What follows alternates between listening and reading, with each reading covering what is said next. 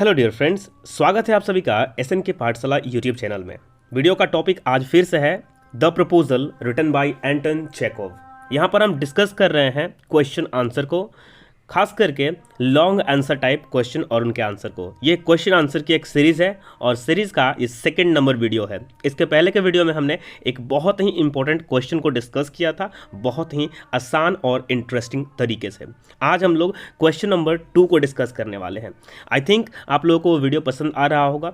उस वीडियो का लिंक जो है मैं कमेंट बॉक्स में डाल दूंगा, या फिर आप चाहे तो डिस्क्रिप्शन बॉक्स चेक कर ले, या फिर आई कार्ड में आपको मिल जाएगा। आज का क्वेश्चन थोड़ा और अनोखा है, कारण समझिए। एक तो पहला बात, ये बोर्ड एग्जाम्स में आया हुआ है और कब कब ये भी आपको ईयर भी दिखने को मिल जाएगा। 2016 में आपको दिख रहा है ये क्वेश्चन आया हुआ है, 2019 में ये क्वेश्चन आया हुआ है, अगेन 2020 में भी ये क्वेश्चन आया हुआ है। ध्यान से देखिएगा, ये तीनों क्वेश्चन एक ही क्वेश्चन है। बहुत लोग इसको 3 अलग अलग क्वेश्चन समझ लेते हैं, लेकिन ये तीनों क्वेश्चन एक है। इसी कारण से इसका आंसर भी एक ही होगा, बस थोड़ी सी बदलाव की आवश्यकता पड़ सकती है अगर आप चाहे तो, या फिर आप अपने पॉइंट ऑफ व्यू से भी लिख सकते हैं इसको, आपको कोई रोकने वाला नहीं है। लेकिन मैं इसको बहुत ही आसान और इंटरेस्टिंग लैंग्वेज में समझाने वाला हूं, ताकि आप इसे बहुत ही आसानी से कंप्लीट कर सकें। चलिए स्टार्ट करते हैं। जिससे पहले हम क्वेश्चन को समझेंगे। वीडियो नंबर 2 है और इसका सीरीज का क्वेश्चन नंबर भी 2 है। समझ में आ गया? क्वेश्चन पढ़ते हैं। सबसे पहले ध्यान से क्वेश्चन को समझ लीजिए, क्या बोलना चाहता है। Why did Lomov think about taking a decision. पहले तो यहाँ से आ जाइए।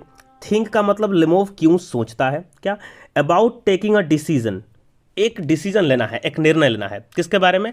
अबाउट गेटिंग मैरिड, शादी करने के बारे में। गेटिंग मैरिड का मतलब होता है शादी करना। तो लेमोव ऐसा क्यों सोच रहा है कि उसे अब शादी कर लेनी चाहिए? पहला क्वेश्चन तो यही है कि लेमोव को ऐसा लग क्यों रहा है कि उसे शादी कर लेनी चाहिए। क्वेश्चन नंबर 2 इसी का पार्ट देखिए, क्या लिखा हुआ है। Whom did he want to marry. अब जब शादी करने के बारे में सोचा है तो किससे शादी करना चाहता है, ये क्वेश्चन में पूछा गया है। उसके बाद बोल रहा है वाई। पहले तो शादी किससे करना चाहता है और क्यों। तो किससे करना चाहता है तो हम पर्सन का नाम बताएंगे, और क्यों, कोई तो ऐसी क्वालिटी होगी जिसके वजह से वो शादी करना चाहता है। इस बात को समझ लीजिए। ऊपर में क्वेश्चन है कि उसको क्यों लगता है कि मुझे अब शादी कर लेनी चाहिए। ये क्वेश्चन हो गया। 2016 में आया है और इसका पैटर्न भी आपको दिख रहा होगा, 3+1+2 के क्रम में है। अगला क्वेश्चन देखिए और समझिए। लिखा हुआ Lomov came with a proposal to marry Natalia Stepanovna. अब इसमें क्या था कि पूछा था कि किससे शादी करने वाला है। इसमें क्या कर दिया है कि नाम बता दिया है कि लिमोव कैम, लिमोव आया विथ अ प्रपोजल, एक प्रस्ताव के साथ, टू मैरी नतालिया स्टेपनोवना। तो नतालिया स्टेपनोवना से शादी करने के लिए वो आया है। यानी कि तो कंफर्म हो गया कि इसमें पहले से बोल दिया है किससे शादी करना चाहता है। इसका क्वेश्चन नहीं पूछेगा, लेकिन आपको आंसर में इंक्लूड करना होगा। अब यहाँ पर ये को स्टेटमेंट दे दिया, ठीक है, लेमोव आता है तो क्या करता है वो समझिए कि what logic does he gave. Logic का मतलब क्या हो गया कि कौन सा लॉजिक, यानी कि कौन सा कारण बताता है। Does he gave for his decision, कि उसने जो शादी के लिए डिसीजन लिया है इसके लिए कौन सी बातें बताता है, कि क्या कारण है उसको शादी करने का। बात वही है घुमा फिरा कर, कि वो डिसीजन क्यों लेता है और शादी करने का क्या कारण है। दोनों का मतलब है कि हम किसी चीज़ का डिसीजन लेते हैं या फिर हम क्या समझते हैं कि हम अब शादी क्यों कर लेनी चाहिए। अगर ऐसा बात करते हैं तो मतलब वही हुआ। अगला क्वेश्चन देखिए कैसे लिखा हुआ है। अच्छा, इस क्वेश्चन में ध्यान से देखिएगा। तो पहला बात तो लेमोव आता है, तो कौन कौन सा। अब इसमें क्या है कि एक ही क्वेश्चन पूछा गया है, यानी कि एक बड़ा आंसर लिखना होगा आपको, ठीक, एक ही लिखना होगा। आप पार्ट वाइज नहीं करेंगे। तो जो आंसर मैं इसको पार्ट वाइज लिखा हूँ उसी को आप एक साथ लिख देंगे तो इसका आंसर बन जाएगा। चलिए अब दूसरा देखिए। And it is impossible for me not to marry. Question हो गया, सॉरी स्टेटमेंट हो गया। अब यहाँ बोल रहा है कि and it is it is impossible, यह मेरे लिए असंभव है, फॉर मी, मेरे लिए, नॉट टू मैरी, कि मैं शादी ना करूँ। ठीक है, स्टेटमेंट दिया। ये आपके जो प्रोपोजल ड्रामा है उसमें से एक लाइन उठा कर दे दी गई, वही लाइन है जो इन क्वेश्चन के बारे में डील करती है। अब इस लाइन में बोला है कि मेरे लिए अब शादी न करना मुश्किल है, ठीक, मैंने करना ही पड़ेगा। उसका बोलने का मतलब है शादी मुझे करना ही पड़ेगा। अब यहाँ पर कुछ क्वेश्चन कैसे है देखिए। Why is the speaker so interested to marry. आखिर स्पीकर शादी में इतना दिलचस्पी क्यों रख रहा है, या फिर क्यों इतना इंटरेस्टेड है कि उसे शादी अब कर लेनी चाहिए। क्वेश्चन सब एक ही है, बस समझने का फेर है। अब आते हैं आंसर के बारे में डिस्कस कर लेते हैं। ध्यान से सुनिएगा, सारा चीज समझ में आ जाएगा। Lomov thought about making a decision about getting married. Lomov ने क्या सोचा? लिमोव ने सोचा चूंकि डिड में क्वेश्चन था इसलिए आंसर भी है ऐसे। Lomov thought about making a decision, Lomov ने सोचा कि मैं एक डिसीजन कर मतलब मेकिंग अ डिसीजन, मैं एक डिसीजन बनाता हूँ, एक निर्णय लेता हूँ अबाउट गेटिंग मैरिड, कि शादी कर लूँ अब मैं। पहला सेंटेंस खत्म। देयर वर सम रीजन्स, अब इसके पीछे क्या थे, कुछ कारण थे। अब वो कारण यहाँ पर देख लीजिए। He was already 35 years old, 35 वर्ष का एक व्यक्ति हो चुका है अब लिमोव। कहने का मतलब है कि उसकी अब जवानी खत्म हो रही है, सिंपल भाषा में समझिए। He was already 35 years old. अब ये क्या कहता है लिमोव अपने इस एज को देख करके कि अकॉर्डिंग टू हिम, माने लिमोव के ही अनुसार, according to him it was a critical age for marriage, ये एक बहुत ही क्रिटिकल एज है मैरिज के लिए।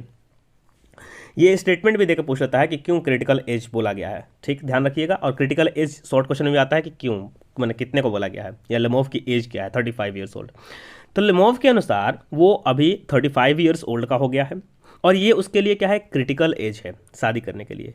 सो अब क्या कहता है वो ध्यान रखिएगा कि he wanted to lead a quiet and regular, जिसे यहाँ पर नॉर्मल भाषा में नॉर्मल कहेंगे, रेगुलर लाइफ का मतलब होता है नॉर्मल लाइफ, जैसे सामान्य लोगों की तरह जीवन व्यतीत करना।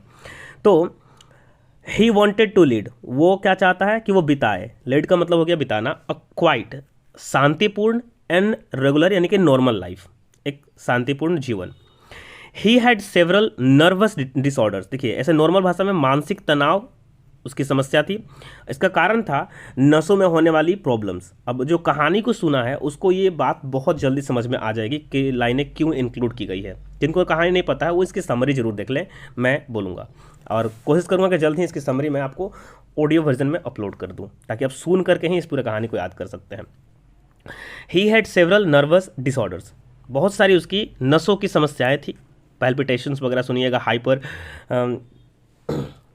ब्लड प्रेशर के बारे में भी बात किया गया है, हाइपर टेंशन के बारे में बात किया गया है, वो सब इसकी बीमारियां थी। तो अब कोई उसका देख रेख करने के लिए है नहीं, तो he had several nervous disorders. So without wasting any time, इसलिए बिना कोई समय व्यतीत किए या बर्बाद किए, ठीक है बर्बाद किए करेंगे क्योंकि वेस्ट लगा हुआ है टाइम, लुकिंग फॉर आइडियल और रियल लव, आदर्शवादी या फिर सच्चे प्रेम की बात की जा रही है। तो लिमोव कहता है कि अब मेरा उम्र इतना ज़्यादा हो गया है कि मैं किसी आदर्श प्रेम के लिए या वास्तविक प्रेम के लिए अब मैं समय बर्बाद नहीं कर सकता। ये बात दिमाग में रखिएगा, बहुत लोग भूल जाते हैं इसको, कि लिमोव का कहना है कि 35 वर्ष जब हो जाती है तो इसके बाद इंसान आइडियल लव नहीं खोजता, इसके बाद वो सेटल होना चाहता है। So he decided to get married, और इसी कारण से वो क्या कहता है कि वो शादी करना चाहता है। ये कहानी का पहला क्वेश्चन हो गया, मैंने पार्ट। अब इसमें बोलता है कि शादी करना चाहता है, उसका क्या कारण था ये हमने बता दिया ऊपर से। अब बोल रहा है वो किससे और क्यों शादी करना चाहता है, तो बोलेंगे लिमोव वांटेड टू मैरी नतालिया स्टेपनोवना, किसे, द डॉटर ऑफ चुबुकोव। लिमोव जो है वो शादी करना चाहता है नतालिया स्टेपनोवना से। देखिए किसी को पूरा नाम नहीं आए तो आप कृपया नतालिया ही लिखिएगा, पूरा मत लिखिएगा, वरना मिस्टेक करिएगा, स्पेलिंग मिस्टेक से नंबर कट सकता है आपका। Lomov wanted to marry Natalia Stepanovna the daughter of Chubukov. Chubukov जो उसका पड़ोसी था, पिछले क्वेश्चन में मैंने इसको अच्छे से क्लियर कर दिया है, उसकी बेटी जो नतालिया थी उससे शादी करना चाहता है। अब यहाँ पर फिर एक क्वेश्चन था कि उससे ही क्यों करना चाहता है। अब यहाँ पर बात समझिएगा तो क्लियर हो जाएगा आपको, ध्यान से देखिए। Natalia Stepanovna was an excellent housekeeper. एक तो नतालिया जो थी वो क्या थी, एक एक्सीलेंट बहुत ही अच्छी हाउस कीपर थी, माने घर का देख रेख करने में बहुत अच्छी थी। सी वॉज गुड लुकिंग, देखने में सुंदर थी, एंड वेल एजुकेटेड, साथ में पढ़ी लिखी भी थी। लिमोव वॉज क्वाइट सेटिस्फाइड, पूरी तरह से लिमोव क्या था, सेटिस्फाइड हो गया था विथ द क्वालिटीज़, जो उसके गुण थे उससे, इन नतालिया, जो नतालिया में गुण थे उससे लिमोव पूरी तरह से सेटिस्फाइड था। एक बात और है कि वो लोग नेवर थे तो अच्छे से जानता भी था उसको। So he wanted to marry her, इसलिए वो कह सकते हैं कि उसी से शादी करना चाहता था, नाम है नतालिया से। यहाँ पर शॉर्ट क्वेश्चन भी कुछ बन रहे हैं, आप अगर ध्यान से समझते हैं तो ये तो हो गई लाइन है। अब नॉर्मली आपसे जब क्वेश्चन पूछा जाए तो आप दिमाग में रखिए कि कौन सा पार्ट ऊपर पूछा है। अगर पूछता है कि लिमोव किससे शादी करना चाहता है तो आप पहले इस पार्ट को लिख दीजिए, नतालिया से शादी करना चाहता है और उसका कारण पूछे तो बता दीजिए कारण क्या है। और पूछा है कि शादी ही क्यों करना चाहता है, उसका कारण क्या है, अगर पूछ दिया जाए तो यहाँ कारण था कि भैया मेरा उम्र बहुत ज़्यादा हो चुका है, अब मुझे क्रिटिकल एज में पहुँच चुका हूँ और मुझे लगता है कि ये अब शादी करने के लिए उपयुक्त उम्र है। अब मैं किसी वास्तविक प्रेम के लिए या आदर्श प्रेम के लिए इंतजार नहीं कर सकता किसी व्यक्ति का, किसी लड़की का। क्लियर हो चुका है। तो ये पूरी हो गई। पार्ट 2 है इसका, जल्द ही मैं इसका पार्ट 3 लाऊंगा, उसमें भी कुछ इंपॉर्टेंट क्वेश्चन है, ध्यान से रखिएगा। तो इसमें 3 क्वेश्चन थे, प्रीवियस ईयर का क्वेश्चन भी है, तो इंपॉर्टेंट बहुत ज़्यादा है।